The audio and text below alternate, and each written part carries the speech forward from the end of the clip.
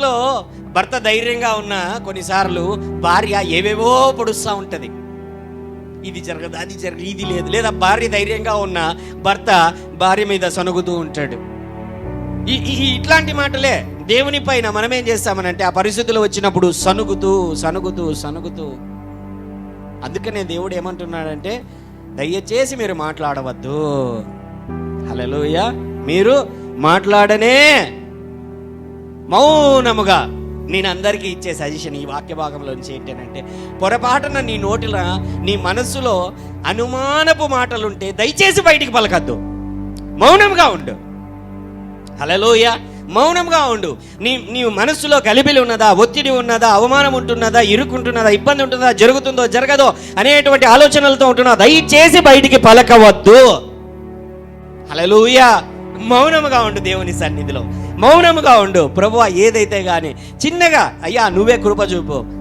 యేసయ్య దగ్గరికి ఒక తండ్రి తన కుమారుడిని తీసుకొని వచ్చినప్పుడు శిష్యుల దగ్గరికి అంటున్నాడు కదా, అయ్యా నీ శిష్యుల దగ్గరికి తీసుకొని వచ్చాను, కానీ నా కుమారుడిని ఎవరు కూడా బాగు చేయలేదు. వాడేమో నీళ్ళల్లోనూ అగ్నిలోనూ దుంకి మరణం అవ్వడానికి వాడు సిద్ధంగా ఉన్నాడు. వాడు అప్పుడప్పుడు దుంకి నాశనం అవ్వడానికి వాడిని ప్రేరేపిస్తున్నది. దయ్యాన్ని వెళ్ళగొట్టలేకపోయారు అని అంటే పిలుచుకొని రండి అన్నట్టు. ఎప్పటి నుంచి ఈ సమస్య ఉన్నది అన్నట్టు? చాలా కాలం నుంచి ఉంటున్నది. అలాగైతే నమ్మకం ఉన్నదా, నేను బాగు చేస్తానని అంటే, నమ్మకం ఉండునట్లు నాకు ప్రార్థన చేయి, నాకు సహాయం చేయి. హల్లెలూయా. అదే ప్రార్థనే చేయి. ప్రభువా నమ్మకం కలుగునట్లు నాకు కృప చూపు, నమ్మకం కలుగునట్టు నాకు కృప చూపు, ధైర్యం ఇవ్వు ప్రభువా, నాకు సహాయం చేయి. హల్లెలూయా.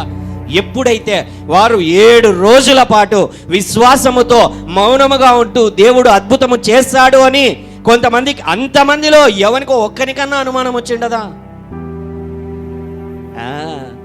అనుమానం అందరికీ ఉంటుంది, విశ్వాసమే తక్కువగా ఉంటుందట. హల్లెలూయా. హల్లెలూయా.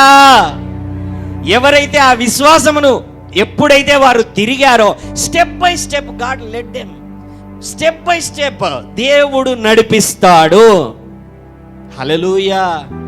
వెంటనే ఎప్పుడైతే 7 రోజుల తర్వాత వారు కేకలు వేశారో, యెరికో గోడలన్నీ తునాతునకలుగా, హల్లెలూయా, గొప్ప కేకలు వారు వేయగా ఆ గోడలన్నీ కూడా నేల కూల్చబడ్డాయి.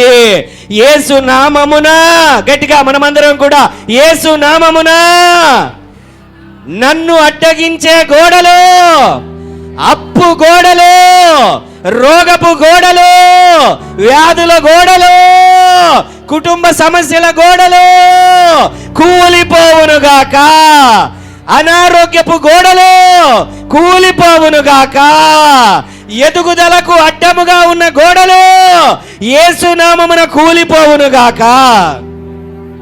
గట్టిగా చప్పట్లు కొట్టి దేవుని నామాన్ని కనపరుచుకుందామండి. హల్లెలూయా. when we release ఇంతకు ముందు కూడా పంచుకున్నాను, we are releasing the power, we are releasing the authentication. మనం అధికారముతో దేవుని యొక్క నామమును బట్టి, దేవుని యొక్క శక్తిని బట్టి మనము మాటలు విడుదల చేస్తున్నప్పుడు ఆత్మీయమైనటువంటి లోకములో అడ్డు గోడలన్నీ, అపవాది క్రియలన్నీ, అపవాది కార్యములన్నీ నాశనమైపోతున్నాయి. విశ్వాసముతో దేవుని సన్నిధిలోనికి